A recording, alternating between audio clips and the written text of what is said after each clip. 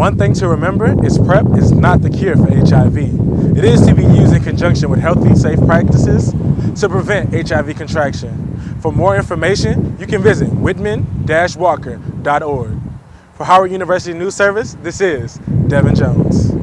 You must exercise the right to vote, no matter the candidate. May it be Hillary Clinton or Donald Trump, or even a third-party candidate. Make sure you're getting out and vote. With Howard University News Service, this is Devin Jones. Workers on the roof were welding metal and sparks ignited. The fire has since been extinguished but caused kind of a ruckus by it being right down the street from a polling place. For Howard University News Service, this is Devin Jones. Washington, D.C. is known for having one of the highest rates of HIV in America. 3% of its residents have the virus. An astounding 26% raise in the rate since 2006. But a brand new drug may change that. So PrEP stands for pre-exposure prophylaxis. It is essentially a once-daily pill taken to prevent HIV infection. It uses an existing HIV treatment medication called Truvada. It's used for people who are HIV negative to keep them HIV negative.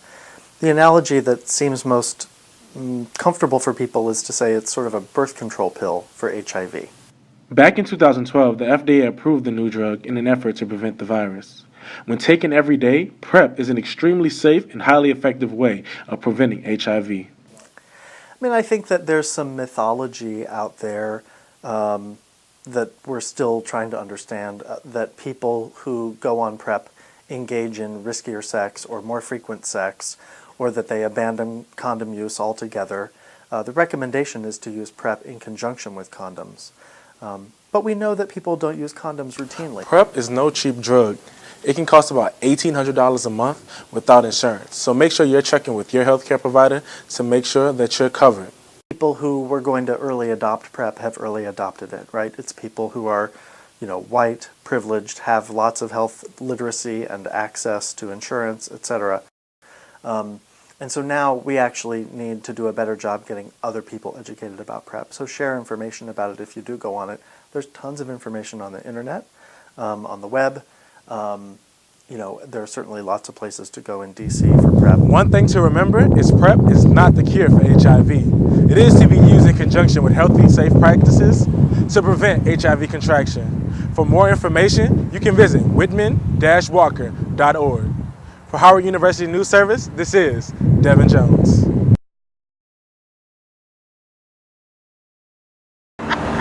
First-time voters have come out in huge numbers this election season, but they're not that enthusiastic about the candidates. We've asked multiple people how they feel, either Donald Trump or Hillary Clinton, or even a third-party candidate. Definitely say that I'm enthusiastic to be able to have the opportunity to have my voice heard, my values, and who I believe in the candidate for this presidential election. Voting lesser of the two evils. Honestly, I'm heading to happy hour after this because I would have preferred if Bernie Sanders was in, but if I had to choose between the two, it would be Hillary. Well, regarding this election, I'm not as excited. Like going back to where, when Obama was running, you had all this hopefulness in the community and everything. This time around, it's just kind of like, I feel like I have to do this because I have no other choice. It's not like I'm strongly enthusiastic, like, oh my God, Hillary, yes, she's the one for me, or like, yeah, Donald Trump, he got, like, it's just like do or die at this point. I really am. I'm enthusiastic because, it's 2 elections in a row, a very historic election, the first black president, hopefully the first woman elected president, so I'm really excited to be a part of this event. As a first-time voter, you must exercise the right to vote, no matter the candidate. May it be Hillary Clinton or Donald Trump, or even a third-party candidate. Make sure you're getting out and vote. With Howard University News Service, this is Devin Jones.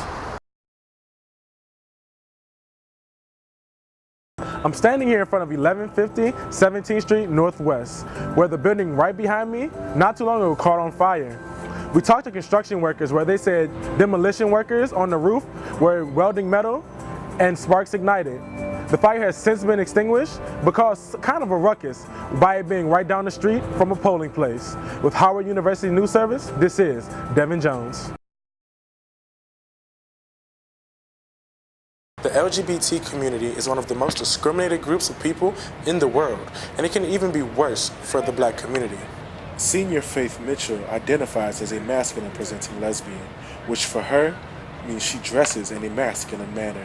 At an HBCU as a lesbian has been pretty good and has felt fairly safe. I feel like one of the biggest things that always happens is that black people, the black community as a whole, won't just let you be gay.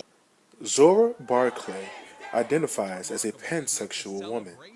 Pansexuality is the sexual attraction, romantic love, or emotional attraction toward people regardless of their sexual or gender identity.